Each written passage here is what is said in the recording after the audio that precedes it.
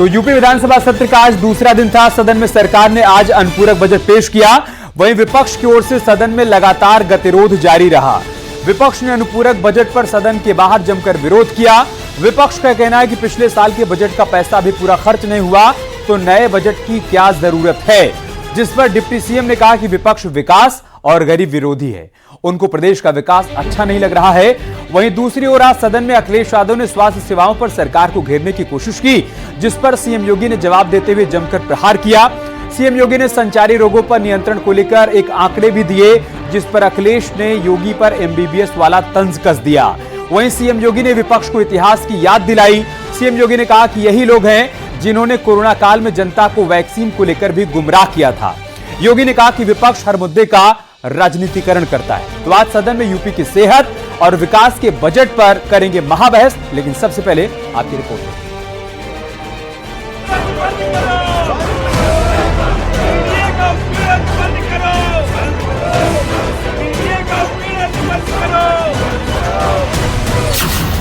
अखिलेश का वार, योगी का करारा पलटवार। समस्या केवल इस बात की नहीं कि हम समस्या के समाधान की ओर जाएं। समस्या केवल हर मुद्दे का राजनीतिकरण करके समाज में अव्यवस्था पैदा करना, लोगों में असंतोष पैदा करने का जो कुत्सित प्रयास किया जाता है, वह तो कोरोना कालखंड में भी लोगों ने देख लिया था, जब आप लोग बहका रहे थे लोगों को कि वैक्सीन मत लगाना, ये मोदी वैक्सीन है, और लोगों को गुमराह कर रहे थे। परिणाम क्या है? मोदी जी के शासनकाल में, उनके मार्गदर्शन में हमारे वैज्ञानिकों के द्वारा बनाई गई दोनों वैक्सीन दुनिया की सबसे प्रभावी वैक्सीन है। विपक्ष का विरोध, सेहत पर गतिरोध। कि पूरी स्वास्थ्य व्यवस्था छोटे जिलों में खत्म हो गई है। आप यहां का पीजीआई उठा लीजिए, आप लोहिया इंस्टीट्यूट उठा लीजिए, बलरामपुर हॉस्पिटल उठा लीजिए, सिविल हॉस्पिटल उठा लीजिए, और इसके साथ साथ जो प्राइवेट संस्थान है, जब सरकारी अस्पताल में इलाज नहीं है तो मजबूरी में गरीब प्राइवेट में जा रहा है, और प्राइवेट में जाकर के उसके साथ लूट हो रही है। सदन में चढ़ाई, योगी ने इतिहास की याद दिलाई। महिला अपराध जैसे ज्वलनशील मुद्दों पर जनप्रतिनिधियों द्वारा सरकार से सवाल जवाब करने हेतु सदन के कार्यक्रम को संशोधित करते हुए इसे 10 दिवस हेतु जारी करने हेतु औचित्य पर मैं आपसे व्यवस्था की मांग करता हूं। जब ये इधर बैठते हैं तो न तो ये संविधान देखते हैं मानव, और न ये नियमावली देखते हैं। जब उधर बैठते हैं तो सारी किताबें निकल जाती, पता नहीं कहां रद्दी से निकाल लाते, याद आ जाती है। एक भी बार मनवर आईना जब भी उठाया करो, पहले देखा करो फिर दिखाया करो।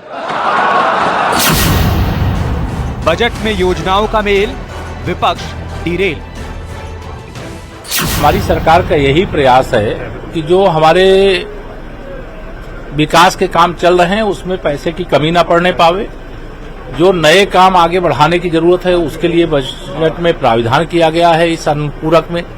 और विपक्ष को उत्तर प्रदेश का हो रहा विकास सहन नहीं हो रहा है। गरीब के जीवन की खुशहाली उनको स्वीकार नहीं हो रही। बट पूरी तरह से डिरेल्ड है। उनको पूरे संसदीय इतिहास की कोई जानकारी नहीं है। उनके डीएनए में गुंडई अराजकता है, विधायी सिस्टम की ही जानकारी उन्हें। सदन में योगी वर्सेस अखिलेश का महामुकाबला।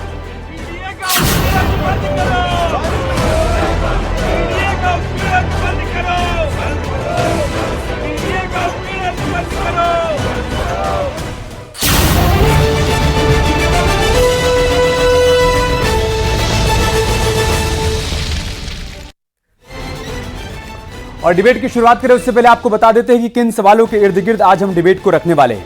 हमारे पहले राउंड का सवाल क्या है वो आप देख लीजिए। हमारे पहले राउंड का सवाल है, बजट से विकास तो विपक्ष को ऐतराज की। अगर सरकार कह रही है कि बजट विकास के लिए लाया गया है तो फिर विपक्ष को ऐतराज की। दूसरे राउंड का सवाल क्या है वो भी आप देख लीजिए। स्वास्थ्य सेवाओं पर भ्रम कौन फैला रहा है, क्योंकि मुख्यमंत्री योगी आदित्यनाथ ने दो टूक कह दिया है कि कोरोना काल के दौरान भी इन्होंने भ्रम फैलाया और वही काम आज भी कर रहे हैं।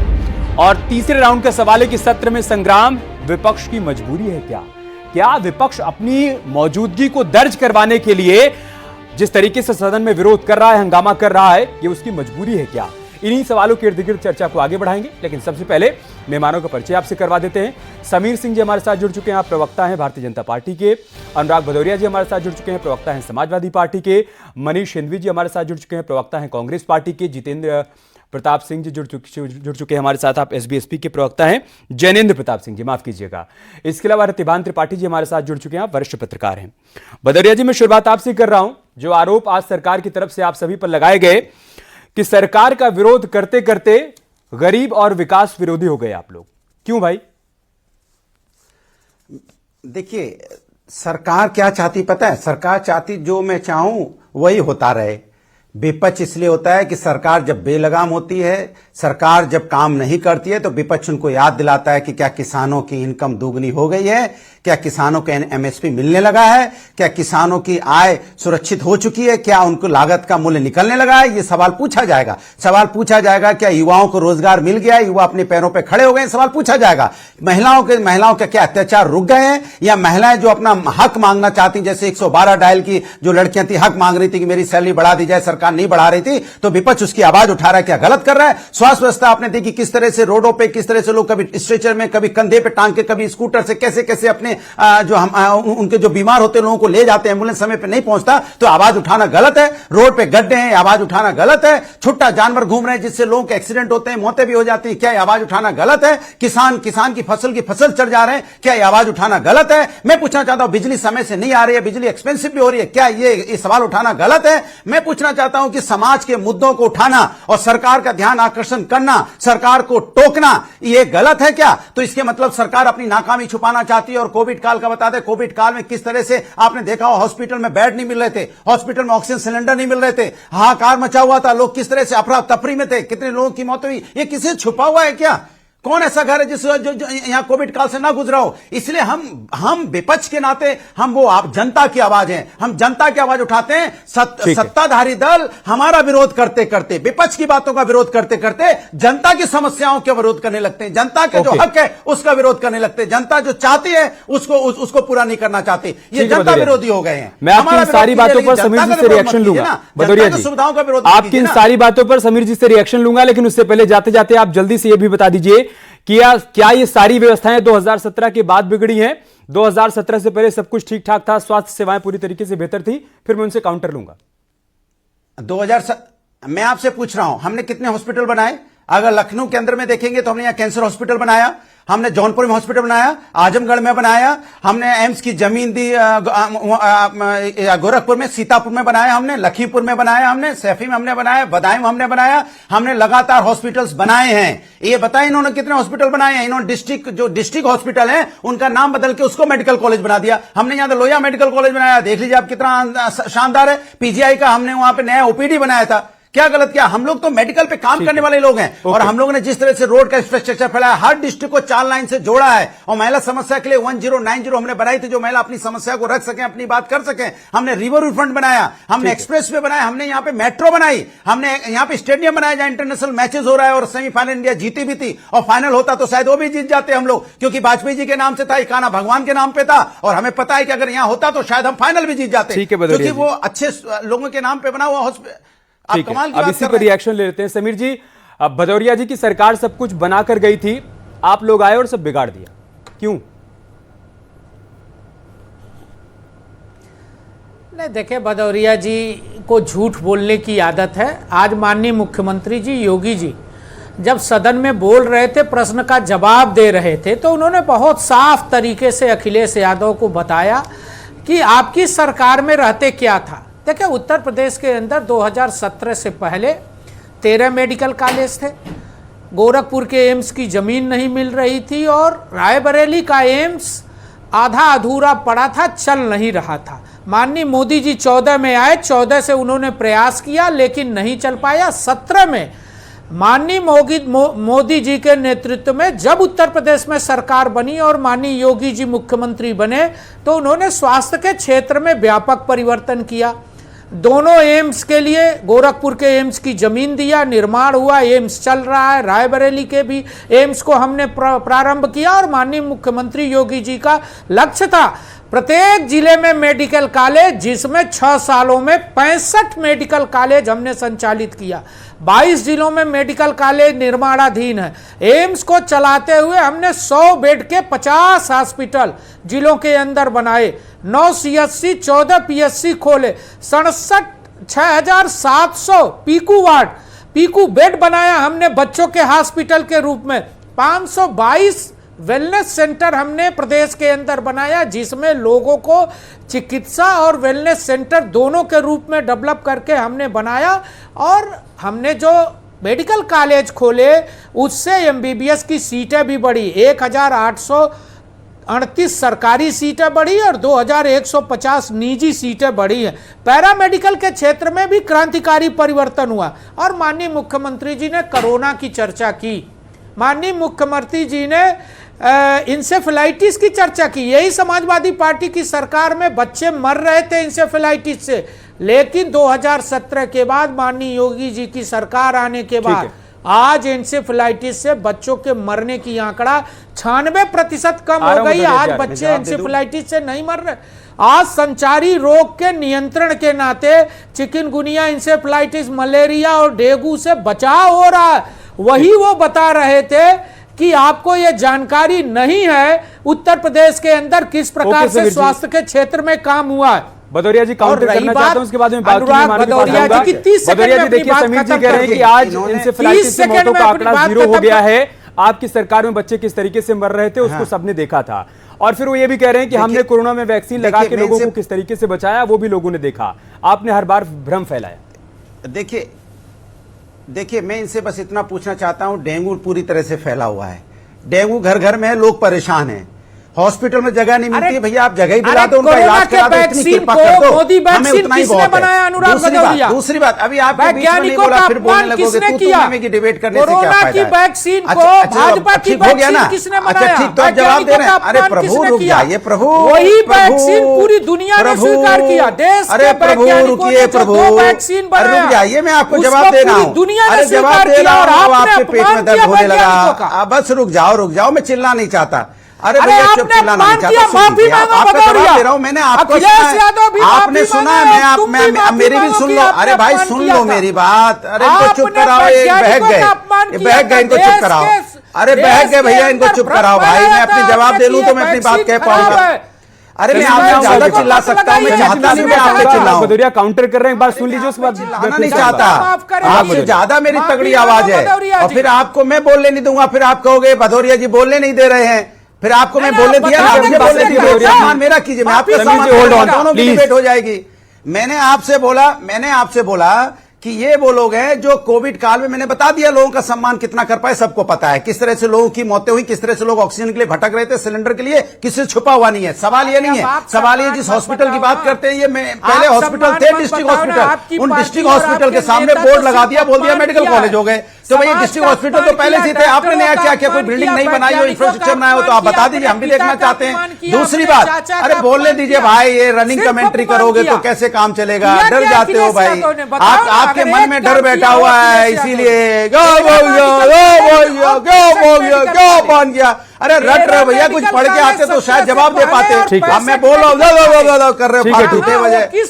1-to-1 में सार्थक चर्चा को बर्बाद नहीं करते, 1-to-1 में सार्थक चर्चा को बर्बाद नहीं करते। मैं बाकी मेहमानों के पास जाऊंगा, लेकिन आज संचारी रोगों पर बोलते हुए सीएम योगी ने सदन के भीतर कहा क्या है, एक बार वो दर्शकों को सुना देते हैं, उसके बाद चर्चा को आगे बढ़ाऊंगा।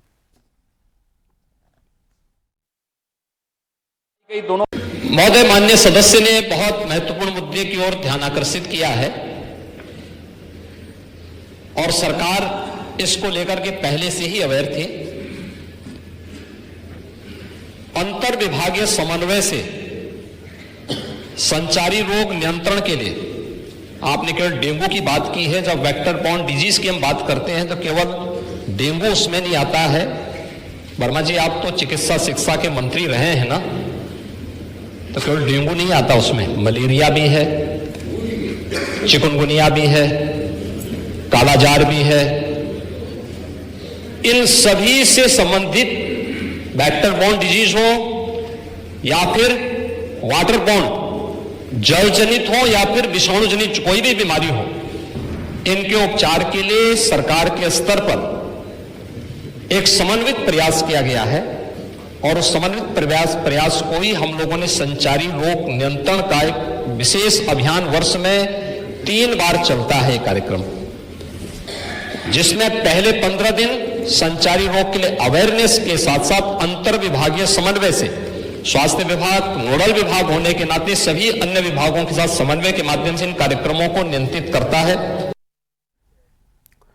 ठीक है मनीष जी, मैं आपके पास आ रहा हूं। मनीष हिंदवे जी, मुख्यमंत्री योगी आदित्यनाथ का कहना है कि देखिए संचारी रोग का ये बिल्कुल मतलब नहीं कि बात सिर्फ डेंगू की हो। संचारी रोग में चिकनगुनिया भी आता है, मलेरिया भी आता है, कालाजार भी आता है और हमने सबको लेकर संचारी रोग नियंत्रण अभियान चलाया और उसका व्यापक असर देखने को मिल रहा है। क्यों नहीं दिख रहा है आप लोगों को वो असर? ज्यादा नहीं चाहिए, 10 सेकंड से ज्यादा नहीं चाहिए। मेरे बीच बोल 1 सेकंड भदौरिया जी, मैं फिर आऊंगा आपके पास। प्लीज मैं आपसे अनुरोध कर रहा हूं। देखिए बाकी 3 मेहमान अभी चुप बैठे हुए हैं ना भदौरिया जी। आप 10 सेकंड दे दीजिए तो अच्छा ठीक है, चिल्ला रहे थे। आप चाहते हो नहीं, आप क्या चाहते हो डिबेट में चिल्ला चिल्ली हो? अब मैं नहीं चिल्ला तो 10 सेकंड चिल्ला चिल्ली में चाहता तो मैं रोकता नहीं। अच्छा ठीक है, आप 10 सेकंड में अपनी बात कीजिए। ओके 10 सेकंड दे दीजिए ना। देखिए मैंने आपसे बोला, हमसे नहीं छुपा, आपसे भी नहीं छुपा, यही भैंसा कुंड था। किस तरह से ढका जा रहा था, लाइन लगी थी यहाँ पे, आदमी को लाइन लगानी पड़ी थी डेड बॉडी की। भूल गए क्या सब घटनाएं? वो सबको याद है और पूरा देश जानता है। इसलिए मैं कहता हूं कि इस चीज को छुपा नहीं सकते ये। और मेरी तो बस इतना सा कहना है कि आप जनता के मुद्दों पे चर्चा करने से 10 सेकंड प्लीज भदौरिया जी, मैं आपसे रिक्वेस्ट कर रहा हूं, फिर आऊंगा। पूरी दुनिया में तो ठीक है मनीष जी, सरकार की होती है ना, उसको सही। आज की डेट में मैं इनसे कहता हूं कि हमने जो आदरणीय मुख्यमंत्री जी की बात को मानते हुए 2-3 सवाल उठाता हूं यहां पर जी। नीति, यहां भी भाजपा की सरकार है और केंद्र में भी भाजपा की सरकार है। नीति आयोग की रिपोर्ट है, एक इंडेक्स निकलता है स्वास्थ्य सेवाओं को लेकर। 19 बड़े स्टेट्स में हम 18वें नंबर पर हैं। ये मेरा नहीं, नीति आयोग का कहना है। यानी हमसे नीचे सिर्फ बिहार है स्वास्थ्य सेवाओं के मामले में। एक बात। दूसरी बात, मुकेश राजपूत जी सांसद हैं भाजपा के फर्रुखाबाद से। उन्होंने अभी पिछले महीने 16 अक्टूबर को भरी मीटिंग में स्वास्थ्य सेवाओं पे सवाल उठाया, वो भी ऑन रिकॉर्ड है। तीसरी बात, बहुत दिल दहला देने वाली 2-3 घटनाएं इसी साल, 1 साल के अंदर में हुई हैं, जिसमें अस्पताल से नवजात शिशुओं के शव को कुत्ते लेकर भागते हुए दिखाई पड़े हैं। चौथी बात, तमाम जिलों में जहां CHCs, PSCs की इतनी बुरी स्थिति है कि जहां पर एक्सरे मशीन है वहां टेक्नीशियन नहीं है, कहीं दोनों नहीं है, कहीं दवाएं नहीं है, कहीं डॉक्टर नहीं है। ये सब ऑन रिकॉर्ड है। मतलब मैं जो भी कह रहा हूं उसको अगर आप गूगल करेंगे तो सब दिख जाएगा। सही बात। सवाल इस बात का है कि सदन में पन्ने पढ़ देने से अगर स्वास्थ्य सुविधाएं बेहतर हो जाती तो हम पूरी दुनिया में 1 नंबर पर हैं, मगर आंकड़े और सच कुछ और है और मुख्यमंत्री जी उससे बच नहीं सकते हैं। मैं आपका धन्यवाद करूंगा मनीष जी कि आपने इतने गंभीर मसले पर लफाजी नहीं की, आपने यहां पर आंकड़े रखे, तथ्य रखा और उस पर मैं समीर जी से काउंटर लूंगा। लेकिन उससे पहले मैं जनेंद्र जी को चर्चा में शामिल कर लूं। अभी तो देखिए आप समाजवादी पार्टी का साथ छोड़ के सरकार के साथ आ गए हैं, इस वजह से जाहिर सी बात है कि आप यही कहें कि हाँ सब कुछ ठीक ठाक है। लेकिन क्या वाकई जमीन पर सब कुछ ठीक ठाक आप देख पा रहे हैं? जो दावे सरकार की तरफ से किए जा रहे हैं, सदन के भीतर जो आंकड़े रखे जा रहे हैं, SBSP के प्रवक्ता के नाते आपको लग रहा है कि वो सब कुछ सही है, सत्य है, विपक्ष का हंगामा बेबुनियाद है? नहीं, अगर कंपैरिजन करने के लिए मेरे पहले की सरकारें हों तो जाहिर सी बात है कि उनसे बेहतर स्थिति में हम आज की तारीख में खड़े हैं। जैसा मेरे बड़े भाई ने कहा, बहुत सारे आंकड़े भी दिए भाजपा के भाई ने, मैं उसी से आगे बताता हूं कि जो 65 जिला अस्पताल चल रहे हैं वो जिला लेवल अस्पताल हैं 45 जिलों के अंदर। उससे आगे की जो जिले हैं वहां पे 14 निर्माणाधीन है और 16 निर्माणाधीन है PPP मॉडल पे। इसके अलावा 167 जिला लेवल अस्पताल है, जिला स्तर के अस्पताल है, जिला अस्पताल नहीं, जिला स्तर के अस्पताल है। 873 कम्युनिटी सेंटर है, 2934 प्राइमरी हेल्थ सेंटर है, 593 अर्बन प्राइमरी हॉस्पिटल्स है और 18,580 हेल्थ पोस्ट है। यहाँ पे काम हो रहा है, जनता देख रही है और जनता को पता है। अब होता क्या है कि इतने बड़े नेटवर्क में अब कहीं पे, क्योंकि अगर मैं इन्हीं सब की बात करूं तो यहाँ पर 15 से 20 लाख लोग डेली दिखाने आते हैं, उनका उपचार होता है, उनके एक्सरे होते हैं, उनका MRI होता है, उनके टेस्ट होते हैं। तो उसमें मैं बिल्कुल मानता हूं कि बहुत सारी घटनाएं ऐसी हो सकती हैं कि 20 लाख लोगों में 5 घटनाएं एक दिन में हो सकती हैं। उसी को विपक्ष इतना तूल देता है। मैं पूछना चाहता हूं 2012 से 17 के बीच में इनकी सरकार रही, तब इस प्रदेश के अंदर कितने मेडिकल कॉलेज थे? आज मेडिकल कॉलेजों की संख्या भी दुगनी है, मेडिकल सीटों की भी संख्या पहले से दुगनी हुई है। और साथ में स्वास्थ्य बीमा योजना चाहे प्रधानमंत्री की तरफ से हो चाहे मुख्यमंत्री की तरफ से हो, अगर उनको लगता है किसी भी गरीब को कि किसी सरकारी हॉस्पिटल में समुचित उपचार नहीं हो पा रहा है, वो किसी भी प्राइवेट हॉस्पिटल में जा सकता है। लगभग 20,000 प्राइवेट हॉस्पिटल ऑन पैनल है। जैनेन्द्र जी, इस पर मैं भदौरिया जी से रिस्पांस लूंगा, लेकिन उससे पहले मैं रतिभान जी को चर्चा में शामिल कर लूं। रतिभान जी, देखिए, इसमें कोई दो राय नहीं कि देश का सबसे बड़ा सूबा है, सबसे बड़ी यहां पर आबादी है, तकरीबन 4500 के आसपास यहां पर पीएचसी हैं और 1000 के आसपास सीएचसी हैं। बहुत चुनौतीपूर्ण है यहां पर सभी के लिए स्वास्थ्य सेवाओं को बेहतर कर पाना, लेकिन उस दिशा में लगातार प्रयास किया जा रहा है। किसी एक सरकार ने नहीं किया, लेकिन सभी सरकारों की तरफ से प्रयास किए गए। उसके बावजूद जो सूरत हाल देखने को मिलने चाहिए, खासतौर से अगर मैं पीएचसी और सीएचसी की बात करूं सर, आज ग्रामीण इलाकों में आप चले जाइए, वहां पर स्थिति बहुत बदहाल है। क्या उसको लेकर कोई दृढ़ इच्छा शक्ति नहीं दिखाई गई, न पूर्ववर्ती सरकारों द्वारा और मौजूदा सरकार द्वारा अगर दिखाया भी जा रहा है तो सब कुछ इतना चुनौतीपूर्ण हो गया है कि उसका व्यापक असर हमें तुरंत देखने को नहीं मिल रहा है। क्या स्थिति यही है? दरअसल तथ्यों की पवित्रता ही असल विषय होता है, चाहे सरकार हो या विपक्ष। तथ्य जो हों वो सदन में अगर रखे जा रहे हैं, विधानसभा में रखे जा रहे हैं, तो तथ्यों से बात होनी चाहिए। केवल विरोध करने के लिए विरोध नहीं होना चाहिए, या सत्ता पक्ष को भी केवल अपना अच्छा चेहरा दिखाने के लिए बात नहीं होनी चाहिए। ठीक है, ये आज जो दिखा सदन में वो यही दिखा कि तथ्यों पर बात कम होती रही और आरोप प्रत्यारोप का दौर ज्यादा दिखा। ये ठीक बात नहीं है। इससे जनता में जो संदेश जाता है वो ये लगता है कि नहीं, सरकार अपना बचाव कर रही है, विपक्ष को लगता है हम हमला करके सरकार को बदनाम कर दे। ये दोनों के लिए ठीक नहीं है, ये कहीं से उचित नहीं है। ये सही है कि इस समय प्रदेश में डेंगू की समस्या है और लोग जूझ रहे हैं, इस पर सरकार को विशेष ध्यान देना चाहिए। लेकिन विपक्ष को भी सकारात्मक रुख अपनाते हुए ऐसी बातें रखनी चाहिए जिससे ये न लगे कि वो सिर्फ सत्ताधारी पार्टी को या सरकार को बदनाम कर रही है, बल्कि वो सहयोग करना चाहती है। विरोध मजबूरी के लिए नहीं होना चाहिए, इसी तरीके से विरोध मजबूती के लिए होना चाहिए कि विपक्ष जब अपनी बातों को तथ्यों के साथ रखे तो सरकार उसका जवाब दे, और जवाब नहीं दे पा रही है तो एक्सपोज हो।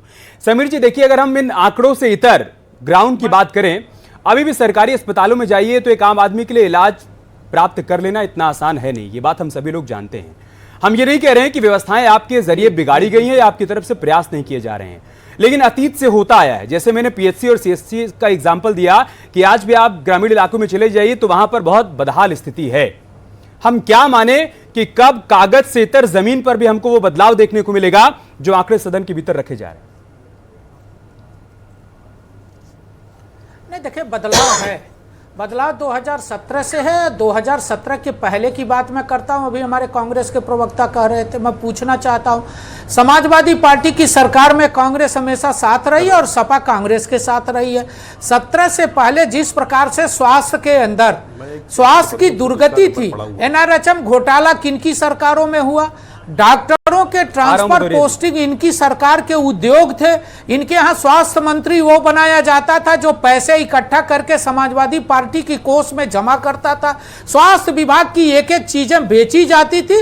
2017 के बाद बड़े पैमाने पर स्वास्थ्य में परिवर्तन हुआ। कोरोना का टीका हमने लगाया, एक आदमी नहीं कह सकता कि उत्तर प्रदेश के अंदर कहीं से भी पहले किसी को मिला हो और किसी को बाद में मिला हो। हमने पारदर्शी तरीके से कोरोना का टीका लगाया और उसको समाजवादी पार्टी ने जनता को भ्रम में डाला और लोगों को बहलाने का काम किया, फुसलाने का काम किया कि साहब आप मत लगाइए। दूसरा विषय, देखिए, स्वास्थ्य विभाग की सेहत तब तक सुधर नहीं सकती जब तक आपके पास डॉक्टर नहीं है। हमने जब मेडिकल कॉलेज बढ़ाए तो एमबीबीएस और पीजी की सीटें भी बढ़ी। आज एमबीबीएस और पीजी की सीटें बढ़ने के बाद नर्सिंग की सीटें बढ़ने के बाद नर्सिंग और पैरामेडिकल की सीटें 10,000 से ऊपर उत्तर प्रदेश में बढ़ गई।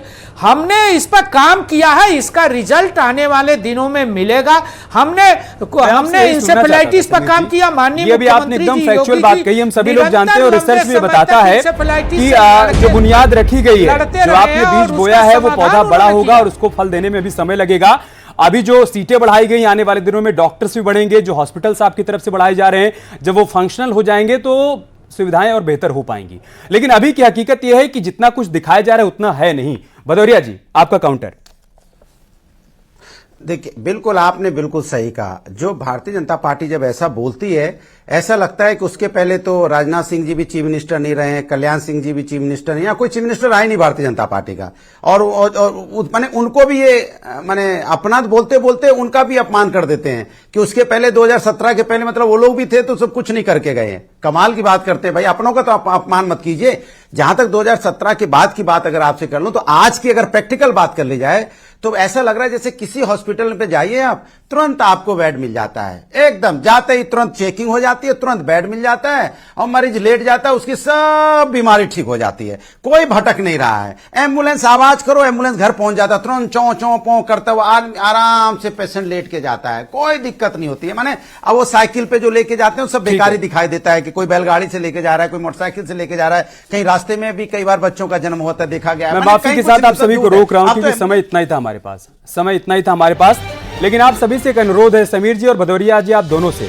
27 अक्टूबर को इंडियन एक्सप्रेस की एक रिपोर्ट है जो उसने उत्तर प्रदेश में सीएचसी और पीएचसी पर की है, और ये सूरत हाल कोई आज से नहीं है, ये अतीत से होता चला आया है। उस रिपोर्ट को पढ़िएगा तो समझ में आएगा कि जमीनी हकीकत है क्या और पूर्व की सरकारों की तरफ से क्या क्या प्रयास किए गए। अभी बहुत कुछ किया जाना बाकी है। देखिए, बुनियादी जरूरतों में स्वास्थ्य एक बुनियादी जरूरत है और स्वास्थ्य सेवाएं बेहतर हों, आम आदमी को बेहतर तरीके से इलाज मिल पाए, ये संभव हो पाए, ये बहुत जरूरी है। और इस दिशा में जितने भी प्रयास किए जा सकते हैं वो प्रयास किए जाने चाहिए, फिर चाहे वो सत्ता पक्ष की तरफ से हो या विपक्ष की तरफ से। बहुत बहुत शुक्रिया आप सभी का हमारे साथ जुड़ने के लिए, इस चर्चा का हिस्सा बनने के लिए। खबरें जारी हैं, बने रहिए हमारे साथ।